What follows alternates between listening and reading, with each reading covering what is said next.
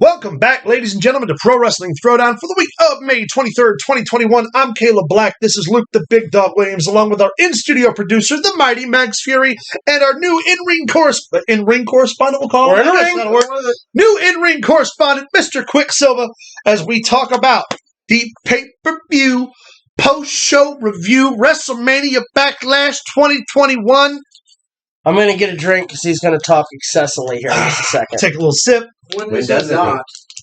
Yeah, but he's really got room to talk today. Take a little sip here. What? We're verified? No, We are because you're verified, yeah. 2 points behind the Mac Daddy. Behind the number one player, the kid. I called him all right, baby. Scored that clean sweep. I'll be sweeping him up with a broom. All right, let's get back into the pay-per-view. I'm glad All that right. we did that little detour, though. Yeah. You feel better? We called 6 matches that were announced. One was added to the pay-per-view, which was Sheamus and Ricochet, ending in a very decisive finish with Sheamus. And frankly, I'm a little PO'd they didn't announce that match because I feel like that would have been a fun one that would have been a really good way for all of us to determine a point. So, in no particular order, just how I had them written down here, Bobby Lashley did successfully defend his Raw World title against Drew McIntyre and Braun Strowman. I selected Bobby Lashley along with Luke. Max, you took the risky bet and chose McIntyre and came up short on that one. Although it wasn't I'm not sad about it. Sure. Again, they're doing everything right with Lashley.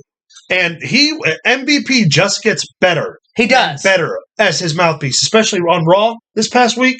So good. Oh, yeah. So Sure. good. Bianca Belair successfully defends the SmackDown Women's Championship against Bayley. Albeit controversially.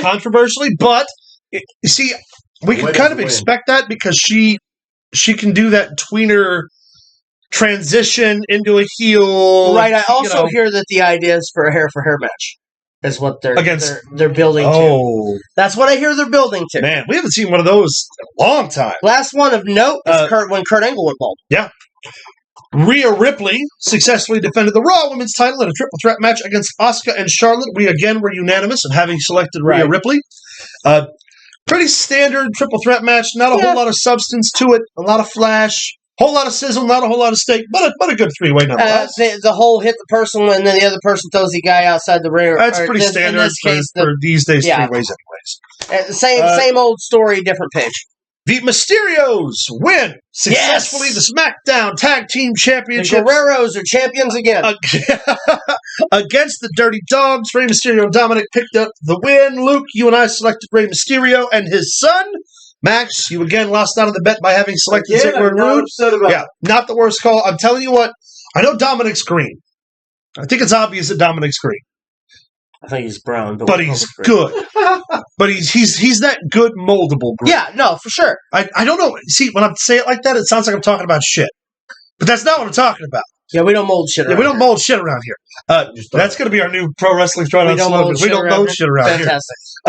Dominic Mysterio, Rey Mysterio. Also, when's the last time we had a father-son tag team worth a damn? It's been a while. Yeah.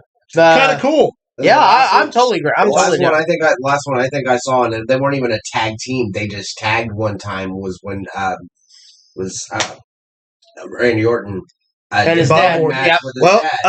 TNA when BG James and Bullet Bob teamed up against Conan and but again, neither one of those were title reigns. Yeah, they were not. So yeah, we get to see a little run out of the Mysterios. Plus, like we talked about, gives the babyface time for the Usos to eventually take the belts off of and then do the Samoan Dynasty gimmick. Damian Priest in a lumberjack match against The Miz and a whole bunch of zombies. Okay, Max, you and I selected Damian Priest. Luke, you chose The Miz. Okay, first off, how the hell was I supposed to know? All right, that there was going to be zombies? Hear me out. I've been calling it for the pandemic. He's probably right. So we all know that it's a promotion. It was a promotional crossover with Army of the Dead. The movie WWE's co-producing. Okay. So here's the deal. I'm the only way that I would have been completely okay with this, and I know this is coming from me. This is coming from wrestling should be in the 80s and gritty fucking blah blah blah. Okay. They should have a zombie pandemic break out as a storyline throughout the WWE where wrestlers are turning into zombies.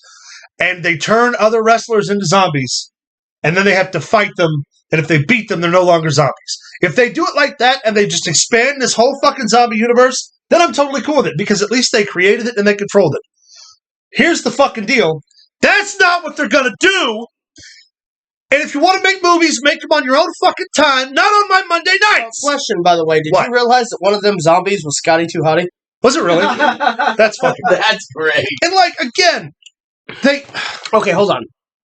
Before we go on a tangent, and this is an 8-hour video, I would like to point out the fact that The Miz was legitimately hurt in this match and still finished the match. He did, but they couldn't have found any other way. They couldn't have found any other way to promote this fucking movie.